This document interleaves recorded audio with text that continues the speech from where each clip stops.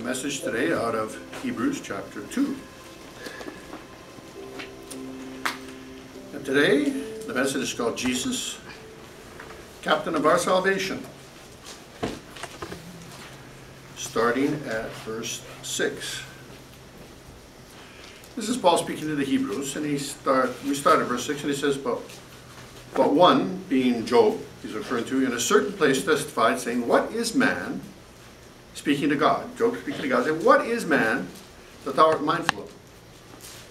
Or the son of man that thou visitest him, or gives him honor.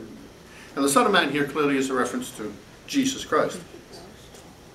Now he talks about Jesus in verse 7, and he says, this is Paul speaking, that said, Thou madest him a little lower than the angels. Thou crownest him with glory and honor, and didst set him over the works of thine hands. It's easy to skip over that, but there's a lot worth examining there. Made him a little bit lower than the angels, but I thought he was God. But when he took on flesh, he became a little less than the angels. Now, you say, well, why did he make him that way? Well, all flesh, everybody alive is like that. So, but why a little less than the angels? Well, if you recall, God created the angels before he created the heavens and the earth. And he specifically said he didn't allow man to live because he would have been like the angels and there'd be no salvation.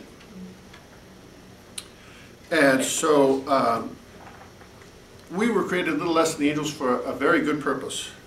If we were created as the angels, we wouldn't have any trouble fighting the enemy. But we do have trouble. And the way that we deal with that is by going to God. It's as simple as that. It's like, he created us a little less than the angels so that we would specifically call on him, because he can overcome the enemy, but we can't. So we call on him for grace and strength. Thus we grow in relationship with God. So he made us, and he made Jesus a little lower than the angels. It's interesting that God, having created mankind, he said, I'm not too proud to try it on myself. Made him a little lower than the angels, thou crownest him with glory and honor. And we'll get to that in a minute, but he has been crowned with glory and honor, and did set him over the works of thine hands.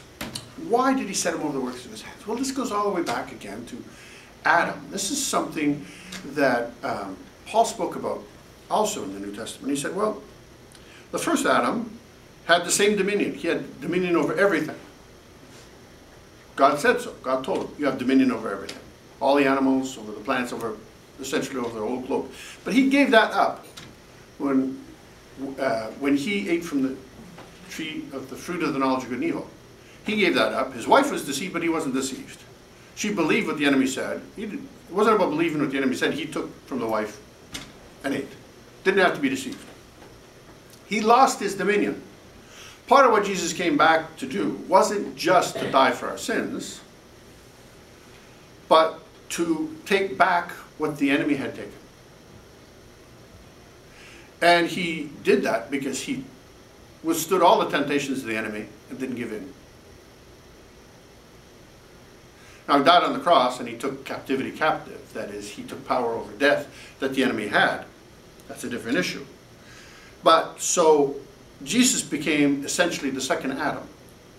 He was responsible for the restoration of all things. And when we are in Jesus Christ, we have the same position that Adam had before the fall. We have that in Jesus Christ. Power and authority over everything, spiritually. Well, oh yeah, but not in the natural. Well, God gives us the authority we need when we need it in the natural. Crown him with glory and honor, did set him over the works of thy hands. Thou hast put all things in subjection under his feet. We can take this by faith. It gets interesting. For in that he put all in subjection under him, he left nothing that is not put under him. So there's nothing that's not put under Jesus. Everything's under the authority of Jesus.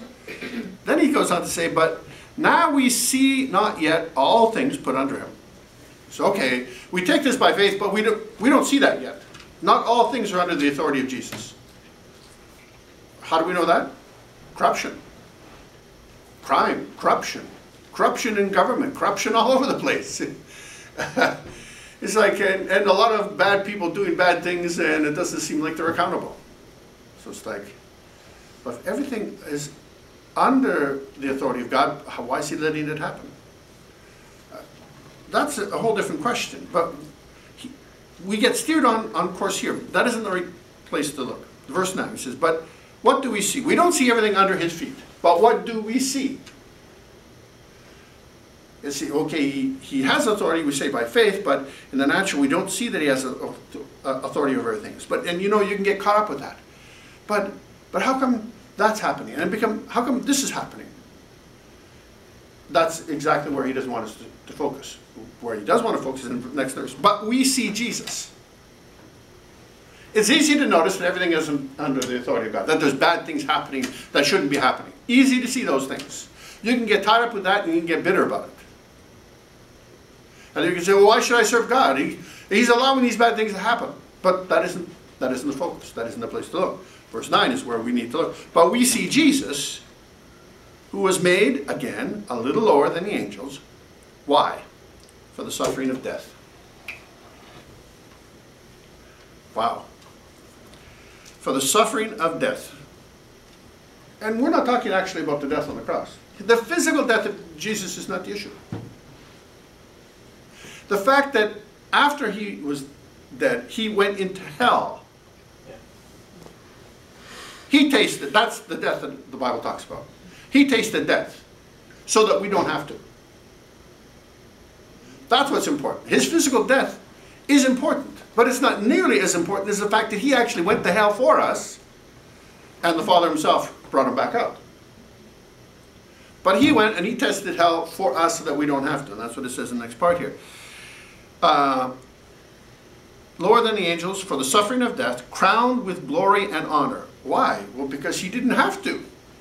And he took captivity captive. He took the authority of Satan, and he's got that back now. That's the glory and honor. That by the grace of God should taste death for every man. He tasted the death that I was supposed to have. He paid for that. I didn't ask him. And you know what? I didn't even know him, and I didn't even want to know him.